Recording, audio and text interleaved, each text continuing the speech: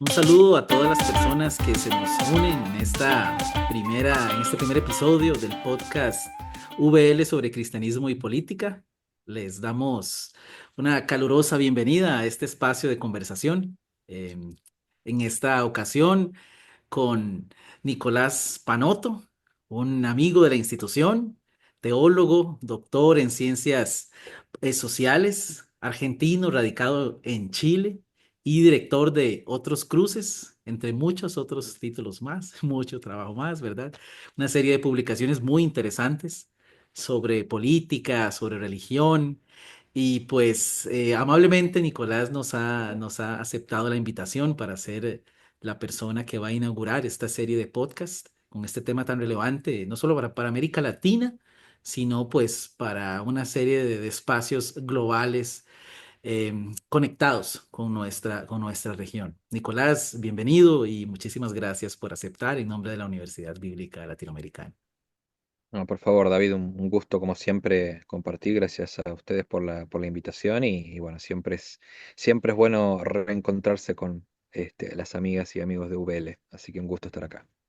Muchísimas gracias, Nicolás. Y pues pensamos en ti por esa larga trayectoria que tienes, ¿verdad? De tanto de formación académica, combinando las herramientas de la teología en términos críticos, como la experiencia y la formación en el área de ciencias sociales y en el mundo de la gestión y la relación política, para empezar a explorar un poco estas inquietudes que llevan especialmente a personas de comunidades de fe, a personas estudiantes de teología, a realizar su praxis dentro de un ámbito meramente de acción política, ¿no? Y en un espacio como el de la Universidad Bíblica, cuando hay tanto interés en que el discurso teológico se convierta en praxis, la pregunta por lo político no puede ser evadida. Pero, pues, por supuesto, siempre necesitamos dar esta conversación inicial, que es de conceptual, ¿no? De categorías. ¿Qué es la política? ¿Qué es lo político? ¿Cómo podemos entenderlo? Eh, ¿Qué pensás vos al respecto? ¿Cómo consideras, podríamos definir esto de una manera crítica, práctica? ¿Qué podrías compartirnos? Bueno, mira, para empezar, bueno, ahí en esas primeras preguntas o indagaciones que haces, me parece que son fundamentales, como vos decís, hacernos esas preguntas fundamentales, ¿no? O sea, en primer lugar, a ver, hay dos resonancias y después obviamente seguimos como hablando y compartiendo, ¿no? Pero la primera resonancia es esto, es la intrínseca dimensión política de la teología en sí, ¿no? La teología tanto como disciplina, así como también como práctica concreta como decía Nancy Bedford, el teologado cristiano, ¿no? En este sentido de que todas y todos los que somos creyentes, de alguna manera, hacemos teología en esta intento constante de repensar nuestra fe frente a los desafíos de la historia, ¿no? Entonces, en ese sentido, hacemos teología y en ese sentido también la teología posee una dimensión intrínsecamente política. ¿Por qué? Porque justamente la teología es una vía para pensar el mundo y pensar la realidad. Y acá el segundo elemento que justamente que vos mencionaste, que tiene que ver con esta diferencia entre lo político y la política, que también está muy en boga hoy día en ciertos espacios de pensamiento crítico sobre la política más que nada, que es una distinción me parece sumamente importante. Yo acá en lo personal siempre sigo a una filósofa que se llama Chantal Mouffe, que tiene mucho vínculo en América Latina justamente y que un poco tomando de la doctrina política schmittiana, desde donde se hace esta distinción, lo político se plantea como esa dimensión intrínseca de la identidad de cualquier sujeto, tanto individual como colectivo, de pensar su lugar en el mundo, es decir, de pensar su identidad. Mientras que la política tienen que ver con esas prácticas concretas, es decir, la construcción de esas instituciones. Y acá nos referimos a las prácticas electorales, la construcción del propio Estado, el sistema de partidos, y hoy día también, por ejemplo, la cantidad de movimientos sociales que encontramos que son de alguna manera una expresión práctica de una demanda política. Entonces, ¿por qué es importante dividir esto entre lo político y la política? Por dos asuntos que a mí me parecen fundamentales. En primer lugar, para que todos y todas reconozcamos que hacemos política y pensamos políticamente. ¿Por qué? Porque siempre pensamos sobre los desafíos de nuestros como individuos, como parte de una sociedad y también como grupo social. Pero en segundo lugar, porque las instituciones y las prácticas políticas no son un fin en sí mismo ni son absolutas. Siempre deben repensarse críticamente a la luz de esa gran o de esas preguntas que nos hacemos, em, con respecto a quiénes somos, cómo pensarnos en un lugar. Y acá, como último elemento, eh, algo también importante en esta distinción que hacía otro gran filósofo, de hecho, quien fue pareja también y esposo de Chantal Mouffe, Ernesto Laclau, quien decía que el epicentro de la política no son las ideologías en sí. El epicentro de la política son las demandas sociales o las demandas populares, como él decía. ¿Por qué?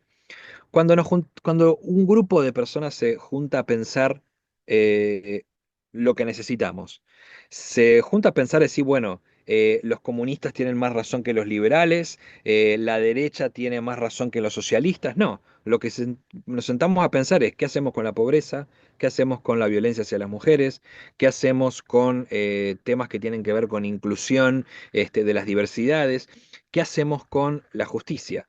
Esas son las demandas concretas que reúnen a diversos grupos, a diversas ideologías, para discutir qué hacemos con eso. Pero el epicentro de lo que nos congrega como grupo social siempre son las demandas populares, ¿no? Y eso, volviendo al elemento inicial, por eso la cuestión política es una dimensión intrínseca de cualquier convivencia de sujetos, individuos que somos parte de un social como también como grupo. Bueno, es que esto es fascinante, ¿no? Y empiezan a surgir elementos relacionados que creo que nos ayudan a ir precisando conceptos y nociones fundamentales, porque la distinción de la política y lo político inicialmente es una distinción explicativa, digámoslo así, heurística en cierto sentido, ¿verdad?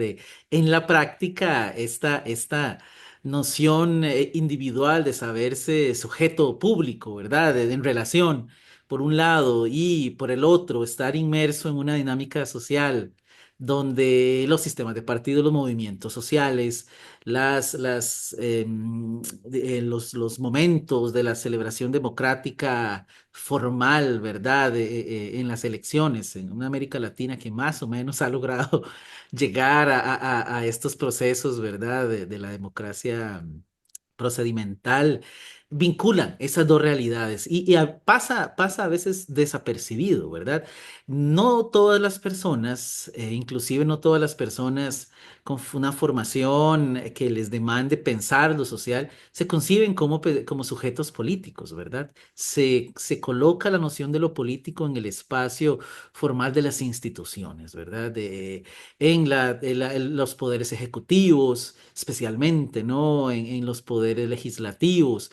Y parece haber un divorcio, por lo menos, en la concepción sobre cómo actuar la política o cómo concebirse como sujeto político. Entonces, creo que nos ayuda mucho esta precisión que sugieres.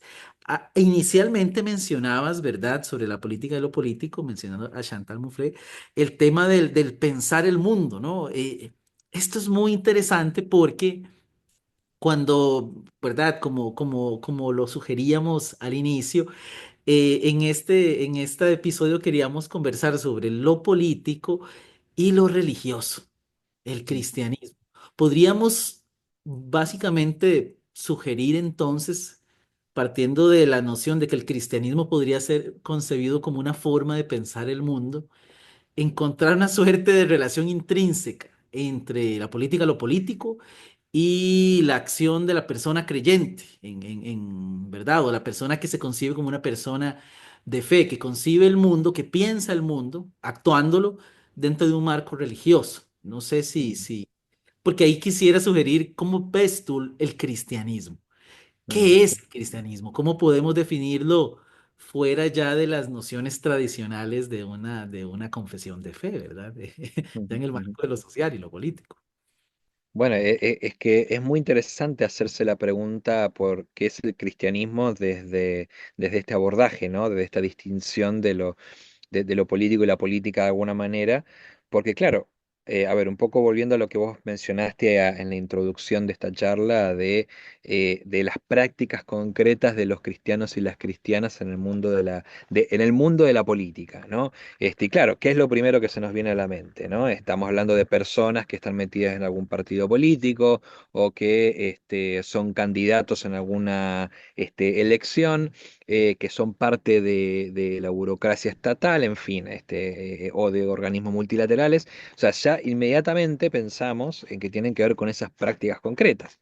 Pero justamente, como vos bien dijiste, de pensar la fe, en este caso el cristianismo en particular, como una forma de pensar el mundo, bueno, eso implica su dimensión intrínsecamente política, y el resto son prácticas concretas en el marco de la institucionalidad política liberal, y acá también hay que hacer determinaciones muy específicas, que son hegemónicas en el mundo de la práctica o de la institucionalidad política, tanto en América Latina como me atrevería a decir al menos en buena parte de Occidente, ¿no? Entonces, estas distinciones son importantes. ¿Por qué? Un poco volviendo a lo que mencionaba anteriormente, así como es importante que la sociedad, los individuos que somos parte de una sociedad, podamos pensarnos como ciudadanas, ciudadanos, como sujetos políticos desde nuestra práctica cotidiana, de la misma forma también como creyentes, es súper importante que seamos conscientes de que nuestra fe siempre implica una forma de promover y de pensar lo político. Y esto tiene dos elementos importantes. Por un lado, el hecho de que si lo pensamos en ese término, eh, ser responsables de nuestro ser ciudadano y ciudadana, de nuestra subjeticidad política de alguna manera. Es una responsabilidad. No podemos seguir haciendo esta división entre lo político o la política y la fe como si fueran dos elementos distintivos, ¿no? En otras cosas que podemos tal vez hablar más adelante, es justamente por eso en lo personal yo últimamente hablo más bien del tema de la cultura política, de lo propiamente religioso, ¿no? O lo religioso como cultura política, ¿no? Porque ya no estamos hablando de lo religioso y la política como ámbitos separados. Lo religioso ya se ha transformado hace mucho tiempo como un modo de promover lo político y las prácticas incluso políticas. Pero en segundo lugar, también es importante distinguir este elemento de esta dimensión intrínsecamente política, desde una dimensión netamente pastoral. A mí me gusta ponerlo en esos términos. Mm, ujú, ¿Por qué? Porque justamente debemos ser conscientes que nuestras prácticas eclesiales, nuestras prácticas personales, tienen un impacto a nivel político, con lo cual debemos ser responsables, cuidadosos, atentas y atentos también desde todas las prácticas bien específicas que hacemos como creyentes, que hacemos como iglesia. Y volviendo ahora sí al punto inicial, a la pregunta de qué es el cristianismo, es interesante pensar el cristianismo en este sentido. A mí me gusta pensar, me gustaría pensar el cristianismo en esta disyuntiva de lo político y la política, donde el cristianismo en sí es una expresión específica, es una expresión que tiene su universo simbólico, tiene sus prácticas institucionales, tienen sus prácticas también rituales, pero que el cristianismo en tanto expresión institucional responde en realidad a un núcleo. ¿Y ese núcleo cuál es? Es la fe en Jesucristo. Es más aún el seguimiento a Jesucristo, ¿no? Eh, este elemento netamente básico de nuestra fe y netamente teológico es justamente la dimensión de lo político de alguna manera, en ese sentido es esa dimensión teológica que estamos constantemente repensando, y que tiene su correlato a nivel institucional, a nivel de prácticas concretas, pero no podemos olvidar esto. Las prácticas institucionales, los formatos institucionales siempre están por debajo y supeditados a este proceso de repensar la fe. Y acá siempre recuerdo, y menciono a esta famosa distinción que hacía Juan Luis II ya en los 70 entre fe e ideología. ¿no? Él decía, fe sin ideología es una fe muerta, pero una ideología que intente ser la expresión absoluta de la fe es una ideología que termina matando la fe, ¿no? Entonces, él, ¿por qué decía esto? La fe es una búsqueda de sentido constante, que inevitablemente va a tener, y acá él usaba ideología más en el sentido de Mannheim que en el sentido de Marx, es decir, las ideologías son nuestras prácticas concretas en el mundo. Entonces, una fe que no tenga sus correlatos en la historia es una fe muerta. Pero ahora, que las prácticas concretas pretendan ser la manera absoluta y única en que esa fe se manifiesta, eso es una práctica que termina matando la fe y termina siendo incoherente con la fe, ¿no? Fíjate esa distinción cuán pertinente es para muchas de las prácticas que vemos hoy en muchas de nuestras teologías y nuestras eclesiologías hoy, ¿no?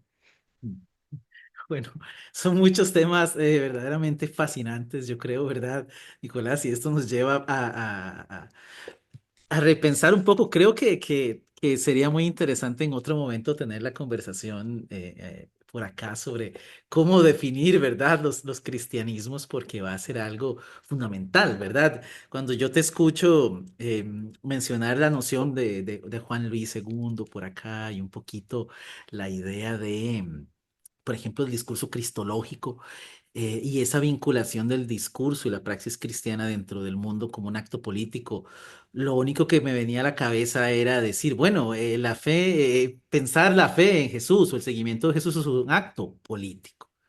A la Mm, larga, si lo vemos desde esa perspectiva, o puede ser, o ha sido la disputa en algunos de los sectores latinoamericanos de producción de pensamiento y de praxis, ¿verdad? De la teología de la liberación. Eso podrá ser una obviedad, pero pasa desapercibido en la mayoría de los sectores, ¿verdad? Entonces, totalmente. al final de cuentas, el discurso sobre Jesús es un discurso de decisión y acción políticas. Pero también recordaba, ahora que te escuchaba hablar un poco sobre este proyecto, ¿verdad? Que mueve, se mueve de la fe y se vierte en las relaciones sociales, en la práctica social, recordaba al teórico Peter Berger y al texto de Peter Berger, El dosel sagrado, ¿no? Cuando Peter Berger define lo religioso como un acto de ordenación de mundo, de Mm, las comprensiones del mundo, de las relaciones sociales, de la legitimidad de las instituciones y, ¿verdad?, donde la religión se convierte o tiene una dimensión en la sociedad que amalgama los elementos en interrelación. Pensaba entonces en esta correlación que va surgiendo y que observamos en América Latina, y tú eres un estudioso con mucha experiencia en esto, esta relación que podemos, no sé, ¿verdad? Porque serás tú el que nos ayudarás a comprenderlo mejor, que podemos definir como una interrelación, una colaboración, un conflicto entre los sectores formalmente religiosos y formalmente políticos. No sé si podemos hacer esa distinción. mm, No sé si mm, podemos decir, por ejemplo, Milei o Trump o Daniel Ortega o el mismo Bukele, por decir algunos nombres, Lula, son solo actores religiosos que incorporan elementos políticos. Perdón, solo actores políticos que incorporan elementos religiosos o tienen sectores religiosos que se acercan a su acción política, ¿verdad? ¿Cómo observamos en América Latina o en el continente americano? Porque desafortunadamente, no sé si desafortunadamente, pero no podemos desechar el rol de los Estados Unidos, ¿verdad? En nuestro continente. mm. ¿Cómo vemos en América la expresión de estas interrelaciones? Conflictos, Claro. colaboraciones, tensiones, legitimaciones. ¿Cómo ves? Sé que es una pregunta muy amplia, pero ¿qué opinión No, te pero merece? sí, pero es justamente, mira, ese tema me lleva a dos preguntas muy básicas. La primera es, justamente, ¿por qué se da este fenómeno? En América Latina especialmente, ¿no? O sea, eso, ¿por qué el tema de la religión y específicamente el tema del cristianismo eh, se evidencia como una expresión religiosa muy presente en la política latinoamericana? Esa es la primera pregunta y la segunda pregunta es ¿cómo se da eso? Creo que estas dos preguntas son fundamentales para responder a varias cosas que vos planteás, sea, en primer lugar, el para qué, ¿no? Uno puede decir que, bueno, sí, es parte porque la Iglesia Católica es fundamental en la historia latinoamericana, porque las comunidades evangélicas han crecido mucho y, a ver, sin duda, tiene que ver mucho con eso. Sin embargo, me parece que hay dos elementos a considerar. Uno tiene que ver con lo que yo mencioné antes, de que es al menos una opción, si se quiere, epistemológica y metodológica que yo en lo personal vengo trabajando en mis últimos trabajos de investigación, que es hablar de una cultura política religiosa. Es decir, ya no hablamos hace tiempo ya de, o al menos, a ver, ¿no? En realidad no sé si nunca, si alguna vez fue así realmente, pero al menos era nuestro marco de análisis de poner la política por un lado, lo religioso por otro, y cuando vemos su relación, vemos, bueno, cuáles son los puentes, ¿no? Entonces hay un religioso en temas de política, una iglesia se mete en un tema partidario, un religioso va a una iglesia, en fin. Pero la vinculación entre lo religioso y lo político es mucho más porosa, mucho más compleja, y por eso a mí me gusta usar el término de una cultura política religiosa, porque lo religioso ya es parte de la construcción de las cosmovisiones ideológicas y políticas. Es decir, a ver, no se necesita una pertenencia institucional y una pertenencia religiosa para referir a lo religioso como un elemento fundamental. O sea, lo vemos en los ejemplos que vos mencionaste. Vemos en Bukele que alguna vez hace una oración como musulmán, después como evangélico, y bueno, no se sabe bien cuál es su pertenencia. Milei no es judío, pero utiliza mucho de la fe judía o de cierto judaísmo para expresar sus ideas y sus opiniones y demás. Lo vimos con Bolsonaro, que tanto asumió del discurso y la narrativa evangélica cuando él es católico. En fin, lo religioso, lo cristiano, y me atrevo incluso a decir, al menos por mi campo de estudio también, que es el campo evangélico, ya hace parte de la idiosincrasia política latinoamericana, ¿no? Se apela a lo religioso como una vía de. Y acá el segundo elemento, hablando del por qué. Y es no solamente porque lo religioso, y en este caso el cristianismo actúa como una especie de cultura política, sino en segundo lugar, conectado a ello, es porque lo religioso y especialmente lo cristiano actúa como una vía de canalización para responder a las tensiones que el mundo político tradicional no puede responder. Entonces, por ejemplo, frente a todo lo que ha pasado en estas últimas décadas con respecto a, por ejemplo, eh, los debates que se han puesto sobre la mesa respecto a las diversidades, feminismos, etcétera. A ver, no es que la sociedad hizo un péndulo hacia estos temas, en realidad se produjo un proceso de polarización y de tensión interna, donde las expresiones políticas tradicionales, tanto de derecha como de izquierda, no supieron responder o no respondieron a las demandas que tienen las nuevas voces políticas, en este caso las nuevas derechas, por ejemplo, o incluso los procesos de retraimiento de derechos que vemos a nivel social. Entonces, los elementos religiosos han actuado y actúan en muchos sentidos todavía para canalizar demandas, poco trayendo este concepto que mencioné anteriormente, para canalizar demandas frente a la crisis que hay en los universos simbólicos tradicionales, que incluye lo religioso, que incluye, y me atrevo a decir, especialmente el mundo católico tradicional, que siempre ha servido como amalgama del mundo político latinoamericano, ¿no? Entonces, esta es la pregunta del por qué y del cómo. Simplemente mencionar un término que vos mencionaste varias veces, ¿no? Que es el tema del conflicto y la tensión.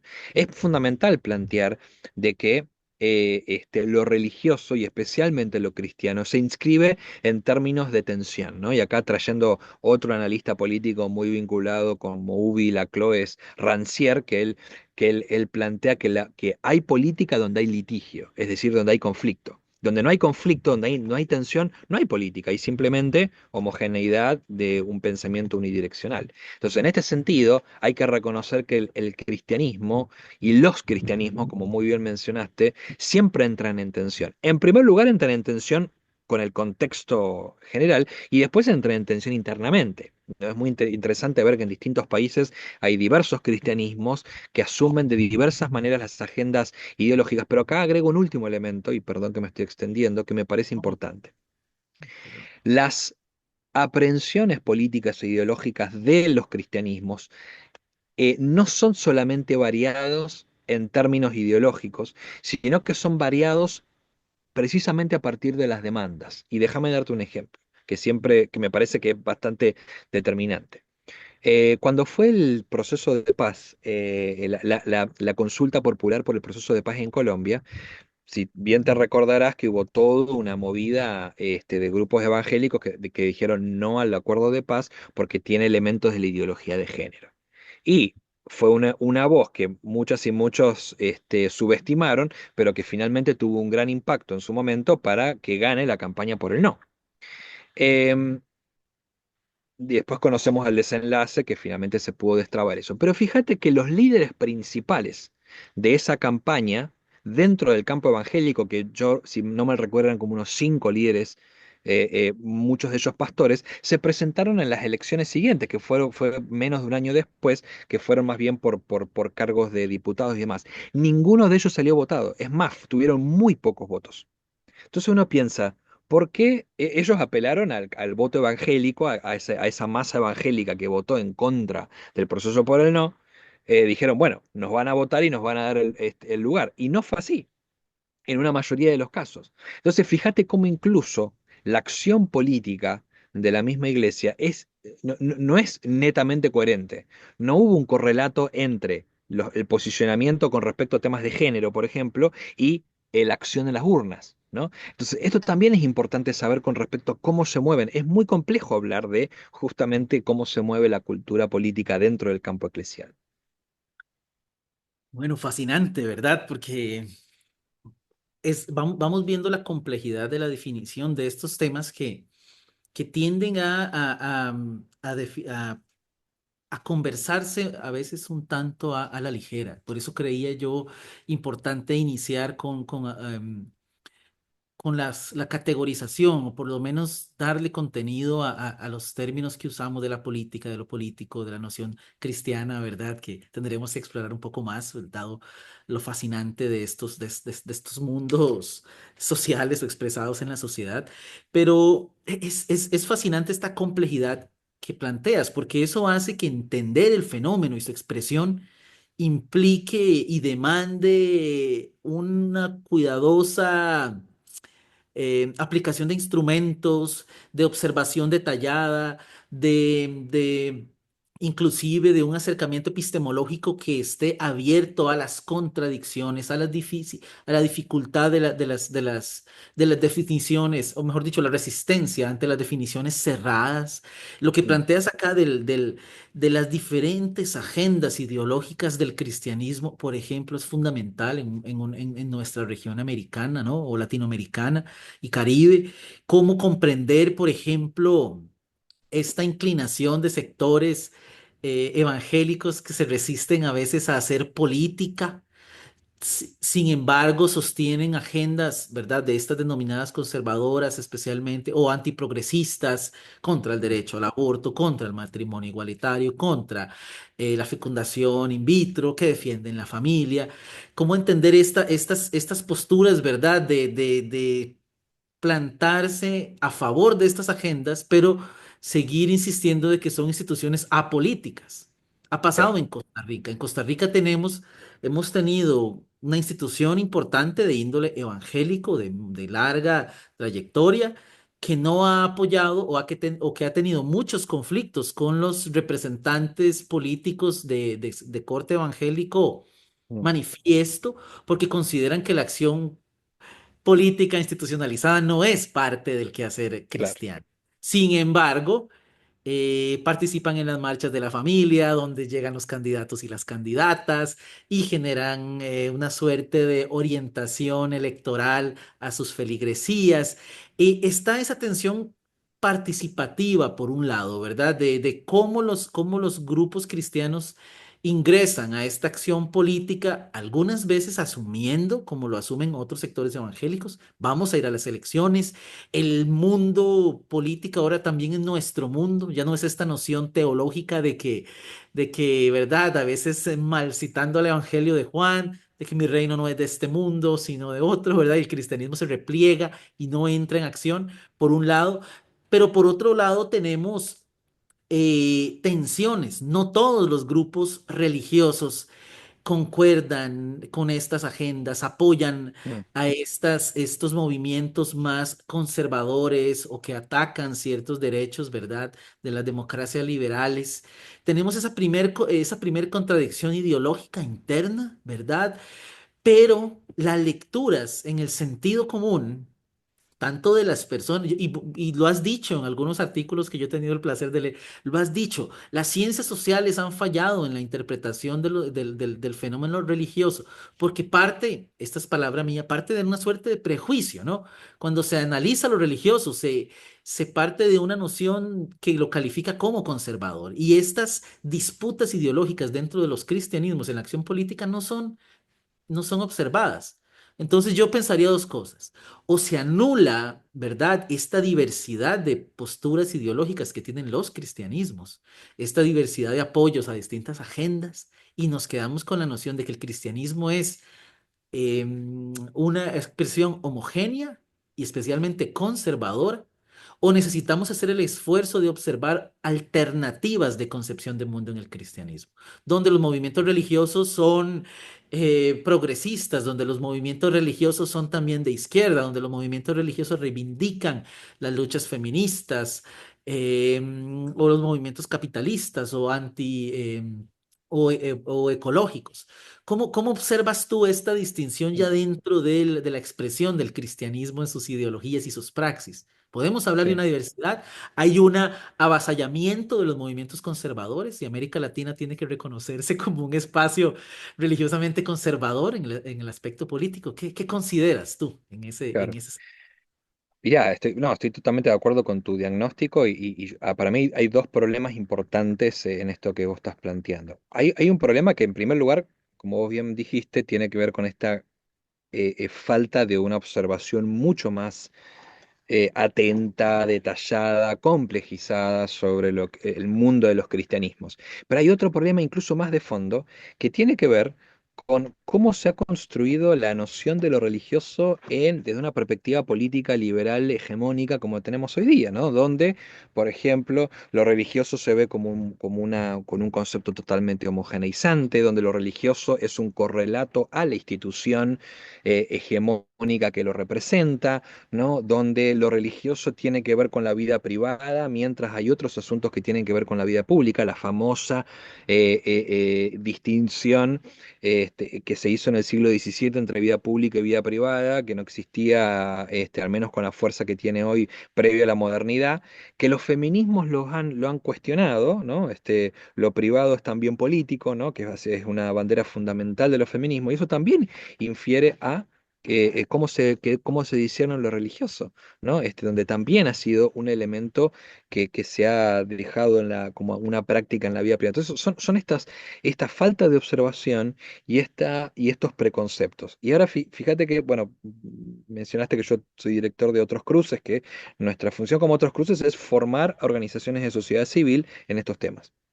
Y fíjate que me ha tocado muchas veces en charlas y talleres que he dado para organizaciones de sociedad civil involucradas en temas de derechos humanos, y siempre cuando puedo comienzo con esta provocación, y a veces les digo que, por ejemplo, cuando se cuestiona el tema de la libertad religiosa, ¿no? De cómo la libertad religiosa termina siendo un instrumento para defender el tema de la creencia individual y con eso la sexualidad en términos de cristianos y el tema de la familia, yo siempre les digo, ¿ustedes se dan cuenta que tienen exactamente el mismo punto de partida que los grupos fundamentalistas, pero de otro lado? Ambos están planteando lo mismo, pero para agendas distintas. Mientras ellos hacen la división entre lo privado y lo público para plantear o para defender en el espacio público una moral individualista, de la vida privada, de la sexualidad privada, ustedes hacen exactamente la misma distinción entre lo religioso como privado y público para intentar alejar lo religioso de lo público. El problema, le digo, está en que ambos sectores, y especialmente ustedes, les digo a los sectores de sociedad civil, están planteando un erróneo concepto de religión, ¿no? Donde esta distinción entre lo privado y lo público, que los feminismos han cuestionado, ustedes no lo están pensando con respecto a las religiones. Y es necesario hacerlo. ¿Por qué? Porque así como ustedes están denunciando que esta distinción entre lo privado y lo público ha sido instrumentalizado por el patriarcado para defender agendas regresivas y opresoras, especialmente hacia la vida de las mujeres, de la misma manera, si usamos esta distinción con respecto a las religiones, seguimos promoviendo una manera cercenante de lo religioso que al fin y al cabo termina siendo funcional a los grupos hegemónicos. Entonces, ¿qué necesitamos hacer? Así como los feminismos cuestionaron esta distinción, también necesitamos hacerlo desde lo religioso. ¿Para qué? Para dar cuenta de esto que hablábamos al inicio, de dar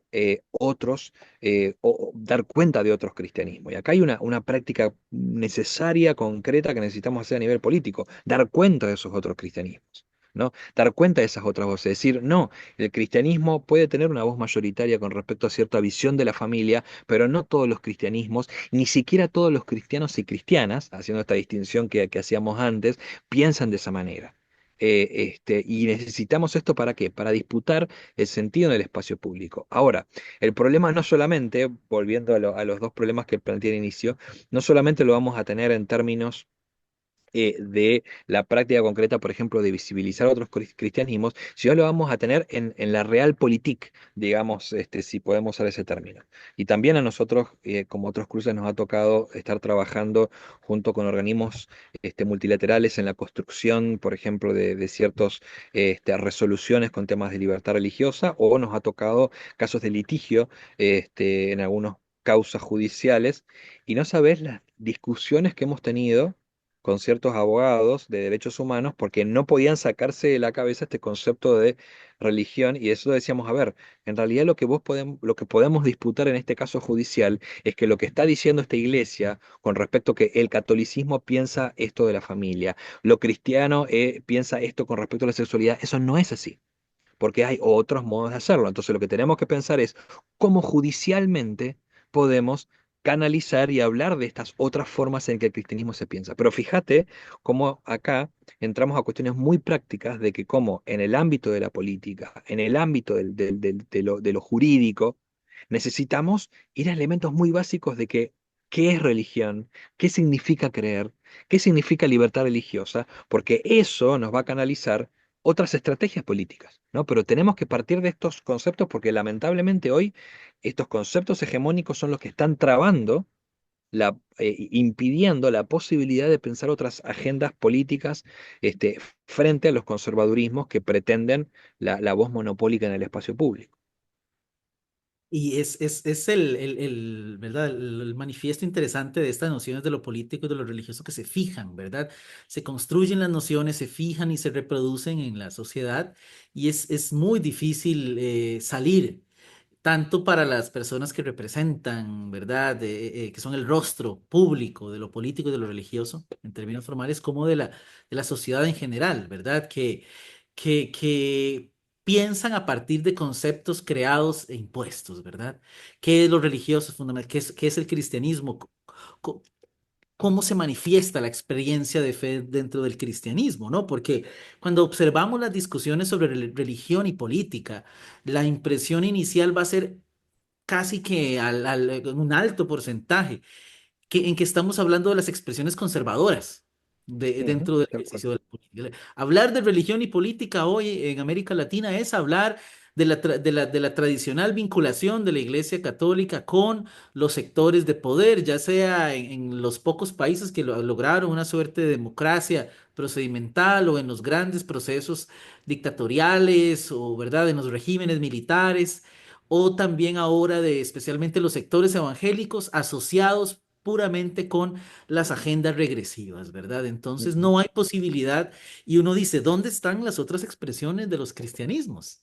Es que no existen. El fenómeno también, tal vez crítico fundamental allí es por qué tiene más vocería el discurso que en algunos sectores es denominado más conservador, ¿verdad? En esta interrelación y en este actuar de la política. Claro. ¿Por qué es que cuando observamos a figuras políticas de renombre, de reconocimiento mediático, los discursos religiosos tienden a ser los discursos atacan los derechos, atacan las iniciativas que buscan respetar la dignidad de los colectivos. Ese también es un fenómeno interesante a analizar que nos contextualiza en el continente, ¿no? ¿Por qué Sí, son sí, sí, ahí David me parece importantísimo. Primero hay un problema, como venimos hablando, ¿no? De que hay un desconocimiento del campo cristiano, hay una instrumentalización también de ciertas agendas, pero hay un elemento que me parece que vamos a estar de acuerdo también, que hay que mencionarlo, y que, a ver, esas voces críticas, progresistas y demás, a veces no están porque falta estrategia política de parte de los progresismos cristianos o los cristianismos progresistas, ¿no? Y eso me parece que también a nosotros nos ha tocado trabajar por el marco de nuestro trabajo y nos han preguntado, ¿dónde están? O sea, nosotros resulta que tenemos talleres, hablamos de teologías feministas, teologías queer, de grupos pastorales LGBTQ+. Y dice, a ver, ¿cómo puede ser que estos grupos existan hace 20 años y nosotros nunca supimos nada? ¿No? Entonces, sin duda hay un problema de, como vos bien dijiste, y estoy totalmente de acuerdo con el término de prejuicios, de malos conceptos y demás. Pero también me parece que hay que ser bastante autocríticos y autocríticas como cristianismos progresistas de que no hemos sido lo suficientemente estratégicos en cómo nos ubicamos, cómo dialogamos con los movimientos sociales más fuertemente, cómo visibilizamos todo eso. Y acá incluso me atrevo a decir que mucho de este pensamiento de la secularización, como la división entre lo público y lo privado, del no visibilizar lo religioso para no ser proselitismo y demás, también ha afectado a los proselitismos, donde los proselitismos, perdón, los cristianismos progresistas. Porque en esta cuestión de no querer parecerse a los sectores conservadores, que me parece que está bien, hemos perdido decir que tenemos que presentarnos como grupo cristianos, no como grupos que, bueno, tenemos una vinculación con la iglesia, no, somos grupos cristianos evangélicos que nos presentamos en el espacio público y que defendemos los derechos humanos, que defendemos el derecho de las mujeres, que trabajamos junto a las comunidades de la diversidad sexual, ¿no? O sea, y desde el cristianismo, desde nuestra fe, ¿no? Y eso me parece que también ha sido un error desde los progresismos que no han sabido articular y también han faltado herramientas estrictamente políticas de práctica política, no solamente, bueno, de reflexión teórica hay mucha, pero de herramientas concretas de práctica política para poder hacerlo desde el elemento estrictamente religioso, ¿no? Ahí podríamos pensar que la teología práctica adquiere una relevancia fundamental, ¿no? Al Claro, intentar vertir lo que decías al inicio, ¿no? La vivencia de la fe en términos de las nociones ¿verdad? De las prácticas pertenecientes o referentes a la fe, como también reflexiones y prácticas políticas. No sé si a veces totalmente, también hay una suerte de temor, ¿verdad? De manifestar lo que está implícito y que es en esto, ¿verdad? Donde retomamos lo que mencionabas, ¿verdad? De esta noción feminista tan fundamental de lo personal es político, ¿no? Y la fe, una expresión tan personal de la concepción de mundo, termina siendo también una acción política que a veces, especialmente en los sectores progresistas, da temor reivindicar, ¿verdad? ujú, ujú, Y tal vez ahí es donde se pierde muchísimo de la potencialidad de estas expresiones que sí encontramos en otros sectores, ¿no? Que no tienen temor de salir al espacio público y reivindicar la Biblia para colonizar territorios, para violentar derechos, digamos, civiles de las personas no heterosexuales o que van y se apropian de la noción de defensores y defensoras de la vida con el uso del texto. Los sectores progresistas, como muy bien señalas, a veces titubean de hacer esas aprehensiones y de alguna manera se permite que sean otros sectores los que reivindiquen y tomen y no reflexionen y no se da la reflexión profunda de cómo se conecta la concepción propia de la fe con esta acción de lo público, ¿no? totalmente. Y sabes que, David, otra cosa que en esa dirección estoy viendo, que los conservadurismos y los grupos cristianos de derecha han sabido hacer y construir una teología sistemática, bíblica, bien, o sea, con todas las críticas que le podemos hacer y además por la posición política que tiene y por algunos barrabasadas bíblico-teologías que plantean. Sin embargo, han planteado un corpus teológico, bíblico, sin temor para la gente del público general y para la iglesia, mientras que en los grupos progresistas seguimos viviendo, no, esta teología es para los seminarios y esta teología popular más diluida es para la gente.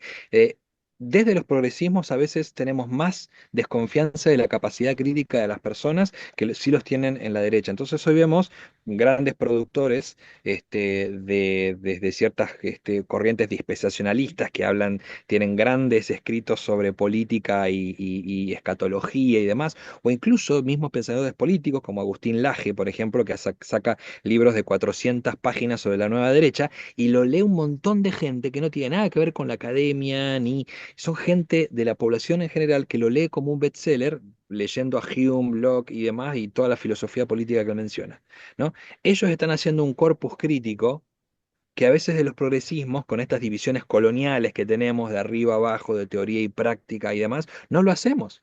Tenemos muchas cosas para, obviamente, seguir elaborando, pero ahí también nos falta mucha conexión con las bases, con las comunidades, creer en el potencial que tienen las bases también en poder construir criterios críticos, ¿no? Y eso también me parece que es fundamental que tenemos que repensar. Sí, muchas gracias, Nicolás, porque yo creo que van saliendo muchos elementos que serán fundamental ir explorando y nos encantaría contar contigo Por supuesto. esta acción política de los sectores cristianos progresistas es necesaria, ¿verdad? De ser revisada. O sea, una revisión crítica se hace fundamental. La pregunta del por qué los sectores mayoritarios de nuestras sociedades se inclinan por ideas religiosas, inclusive que atentan contra sus propios derechos a la larga, ¿verdad? También en tus textos has hablado sobre la vinculación entre el sentido neoliberal, ¿verdad? Y la Mm, reivindicación religiosa individualizada que pone a ambos marcos, ¿verdad? El marco formalmente religioso y el marco económico-político a fusionarse de una manera que es hegemónica, totalizante, ¿verdad? En nuestro continente. Los elementos de laicidad, los elementos de secularización, esta distinción entre lo que puede ser categorizado como una instrumentalización de lo religioso, digamos, desde el sector político, o si podemos hablar a veces, ¿verdad?, simplemente de un conservadurismo político, donde lo mm, religioso es amalgama fundamental y no estás utilizándolo, sino simplemente estás reivindicándolo como parte de tu identidad, ¿verdad? En algunos sectores políticos que son conservadores y que no utilizan la religión como un instrumento, sino que verdaderamente es parte de su concepción de mundo. Todos exacto, esos elementos creo yo que nos van a quedar para conversar más adelante porque son totalmente. necesarios y fascinantes. Tal vez para ir cerrando esta discusión que nos deja mucha tarea, ¿verdad? De ir precisando otros elementos de discusión.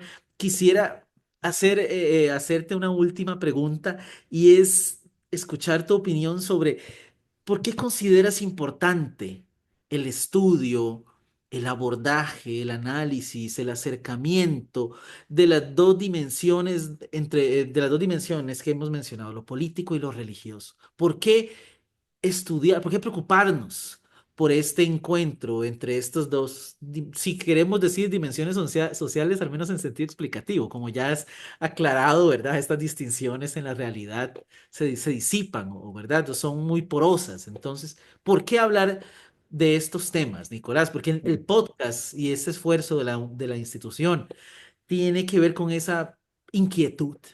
Observamos alguna suerte no alguna suerte, observamos que nuestra vida pública, nuestra vida, ¿verdad?, política está altamente impregnada por lo religioso.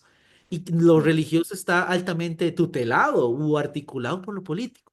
Es mm. importante, no es importante. ¿Por qué? ¿De qué manera? ¿Qué consideras tú que tienes también tantos años en este tipo de trabajo? Mira, creo que hay tres elementos fundamentales de por qué es importante. En primer lugar, por una cuestión netamente de coyuntura, ¿no? O sea, de coyuntura y de cuestión muy concreta, práctica, de justamente la presencia, como hemos estado hablando, de los cristianismos, de lo religioso en sí en el espacio público.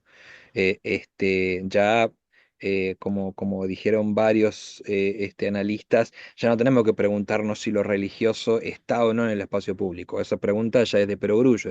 El cristianismo y lo religioso está en el espacio público. La pregunta es cómo. ¿Cómo está cómo es esa presencia, ¿no? Y ahí, entonces, hay una cuestión muy práctica que tiene que ver con la presencia de comunidades, y que son determinantes. Yo creo que incluso recuerdo un análisis en su momento en las elecciones de los dos Alvarado ahí en Costa Rica, incluso, ¿no? De cómo el lugar de las comunidades eclesiales en la zona costera, por fuera de los centros urbanos principales, fue también un determinante, por ejemplo, en el proceso electoral y todo, ¿no? Y así en muchos países. Entonces, hay una cuestión de práctica estructural concreta, pero el otro elemento es que lo religioso siempre, o sea, o forma parte justamente de estos elementos básicos que venimos planteando. Y acá hay un elemento que no hemos mencionado en la charla, pero que tiene que ver con esta dimensión colonial de la modernidad. ¿No?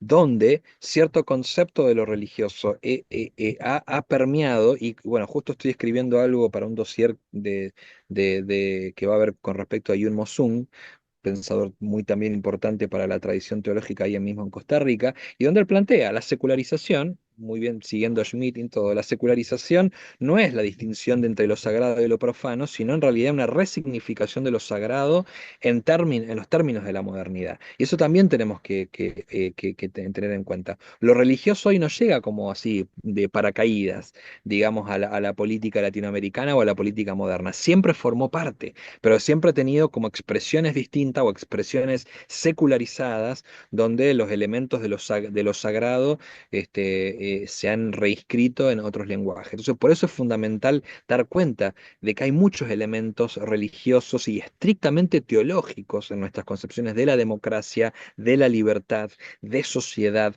de política, del Estado. Y en tercer lugar, justamente es importante porque algo que hemos mencionado sí bastante, que es por esta dimensión intrínsecamente política de nuestra fe. ¿No? Y especialmente necesitamos repensar, por esto que vos mencionabas recién, hace un momento, de que justamente tenemos que identificar estos momentos, estos elementos, esta dimensión política de la fe, justamente para contribuir desde de forma responsable, de forma comprometida como creyentes, sean cuales fueran nuestras ideologías. Acá no estoy hablando de ideologías. Incluso quien lo quiera hacer desde una perspectiva conservadora, bueno, que lo haga de una perspectiva conservadora, pero que lo haga de forma responsable. Quiere hablar de conservadurismo político o de agendas más conservadoras o tradicionales en el marco de una democracia, listo, que hable en el marco de una práctica democrática, pero no poniéndose por encima de la democracia por ser creyente. ¿No? Eso es ahí actuar desde instrumentalizando esto que vos también mencionabas de la distinción entre fe y política, que al fin y al cabo termina siendo de alguna manera, un ocultamiento de la dimensión política de la fe para instrumentalizarla políticamente, ¿no? Entonces, por eso es importante ver este vínculo para ser como creyentes responsables desde nuestras diversas miradas, seas cuales fueren, pero en el marco de lo que sí me parece algo importante hoy, que podemos cuestionar y criticar y demás, pero es el mejor sistema que encontramos hoy, que es el sistema democrático, y me parece lo que tenemos que defender, incluso desde las diferentes miradas de la realidad o del mundo que tenemos. ¿No? Muchas gracias. Y eso nos deja otra tarea, ¿verdad? Porque vamos a tener que tener una conversación sobre las potenciales contribuciones o amenazas de los sectores religiosos a los regímenes democráticos, ¿verdad? Exactamente. Porque es una conversación que hay que dar, que no es tan evidente ¿verdad? En los círculos, especialmente de las grandes comunidades que se conciben como religiosas y pues creo que ha sido muy interesante la conversación, Nicolás. Me alegro. Muy bueno. Te traía yo un par de preguntas y creo que yo me voy ahora con muchísimas cosas que pensar, ¿verdad? Y reflexionar para ir dando cuenta de esta temática que nos convoca de manera tan urgente. agradecerte en nombre de la Universidad Bíblica Latinoamericana que nos hayas acompañado desde Chile, ¿verdad? Sacar tiempo para esta conversación que ha sido sumamente enriquecedora. No sé si quieres decir algo más para cerrar este espacio. No, simplemente reiterar también mis agradecimientos, creo que fue una charla muy rica y muy necesaria, ¿no? Entonces, y la verdad que me alegro que hayan abierto este espacio, porque como vos bien dijiste al inicio, ojalá que esta serie de podcasts y de conversaciones, sean enriquecedor y llegue a mucha gente, porque es, como vos dijiste recién, es sumamente importante hoy para los y las creyentes en general, para las iglesias, y más en la coyuntura nos encontramos. Estamos en un momento de quiebre en muchos sentidos, y no es solamente por un cambio de administración en Estados Unidos y aquí en América Latina. Esto ya es la muestra de un cambio este, que va a tener impactos muy fuertes a futuro. Y acá no quiero ser ni apocalíptico ni nada por el estilo, pero sí creo que hay que hacer una lectura política importante del momento que estamos viviendo, de profundos cambios, de cambios que no van a tener un punto de regreso. Entonces creo que como creyentes es importante que nos formemos y tengamos estos espacios de diálogo, de intercambio. Muchas gracias, Nicolás. Y justamente ese es el objetivo, que podamos traer personas con la experiencia, con la trayectoria, con el trabajo como el que tú tienes para que nos ayuden a comprender estos elementos que se nos escapan a veces en nuestros espacios de formación teológica, en nuestros espacios Mm, de formación bíblica, en nuestros espacios eclesiales y que más allá de nuestras experiencias, de nuestras vivencias, de las luchas, de los esfuerzos, necesitamos también incorporar otras herramientas de comprensión, de análisis, de explorar totalmente. posibilidades. Y creo que nos has ayudado a dar este primer paso. Muchas gracias de Bueno, nuevo, Nicolás, gracias a desde ustedes. de Chile. Un abrazo ¿verdad? Hasta Chile. Esperemos encontrarnos. El año pasado tuvimos la fortuna de vernos, ¿verdad? Por acá. Entonces esperemos Exacto. que la vida Espero que pronto. nos encuentre. Sí, sí. Bueno, Así en nombre es. de la Universidad Bíblica Latinoamericana, ha sido un gusto tener a Nicolás Panoto desde Chile. Mi nombre es David Castillo, profesor de estudios bíblicos de la universidad y esperemos seguir contando con su presencia y participación en estos espacios de podcast. Sin duda. Cristianismo y política. Gracias. Un gusto saludarles y Nicolás, un abrazo a la distancia. Muchas gracias. Hasta luego, gracias.